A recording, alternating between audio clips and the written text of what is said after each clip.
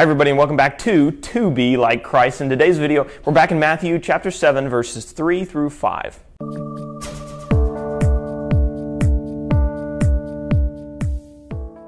Jesus says, "Why do you see the speck that is in your brother's eye, but do not notice the log that is in your own eye? Or how can you say to your brother, 'Let me take the speck out of your eye,' when there is a log in your own eye? You hypocrite! First, take the log out of your own eye, and then you will see clearly to take the speck out of your brother's eye." All right, so this is a pretty famous passage, and in order to understand it, I think we need to understand who Jesus is talking to. Is Jesus here making a blanket statement that no Christian should ever point out a sin in anybody else's life? No. Verse 5 makes that clear. Is Jesus talking to honest people who are genuinely trying to live a righteous life and who may have blind spots in their own life that they don't catch, and yet they look to somebody else and say, "You should really change this about your life"? I think the answer to that question also is no. And the reason I say that is because of a word that Jesus uses. He calls these people hypocrites. Somebody who's honest and may have a blind spot in their life that needs to be fixed isn't a hypocrite, because if that blind spot is pointed out or illuminated to them, they'll change it because they're honest. When we think about who Jesus is talking to here, that word hypocrite is important. These are people who are harboring sins, secret sins in their own heart and in their own lives, and yet rather than dealing with those sins and trying to reform, they are looking at everybody else and pointing out all of their flaws. Why would they do that? The reason they do that is because they are playing the game. Yes, the game. If you remember the Pharisees and the scribes in the New Testament, they were the best at this game. No one did the game as well as they did the game, and they loved to play. It was like their home court advantage. They could not be defeated. And the game was this, that at the end of the day, if I can look more righteous than you, I'm justified. The Pharisees' position of notoriety and kind of supremacy in the community came by way of playing this game all the time. They'd lay heavy burdens on the people. They would make stringent laws.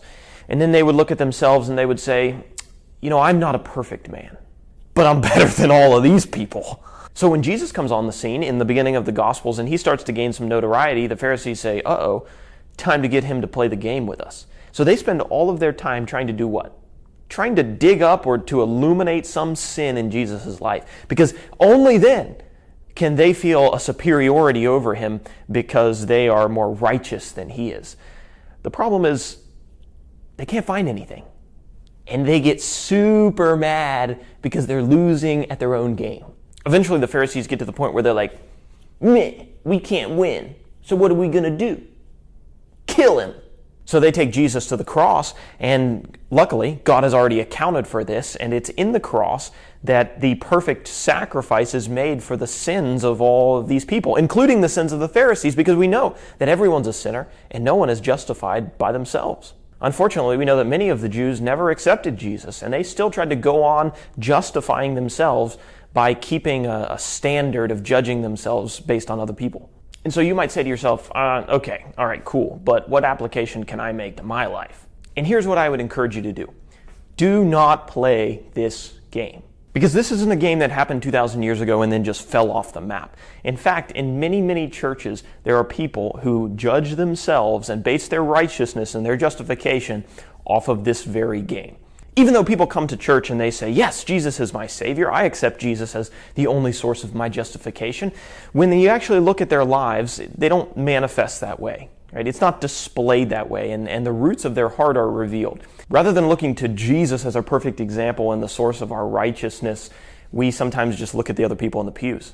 And we grade our righteousness based off of them. There's kind of a status quo, right? And as long as I can meet that status quo, or maybe even exceed a little bit that status quo of my congregation, then I can pretty much think I'm a righteous guy. And so I go about my Christian life grading my evangelism based off of how the other people in the congregation do it, or my love based off of their love, or the measure of my kindness or my generosity or my sacrificial giving based off of their standard. And as long as I can meet that, then I'm feeling pretty good about myself. And as long as I'm not sinning quite as bad as everybody else, then I'm a pretty righteous guy.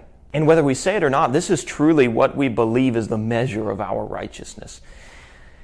And when we're in that situation, it's interesting because we've fallen right back into the game that the Pharisees are playing. The Pharisees illuminated other people's sins so that they could measure themselves and prove themselves to be righteous based off a faulty standard of sinful men. They rejected the one perfect sacrifice of Christ who had come to bring them redemption.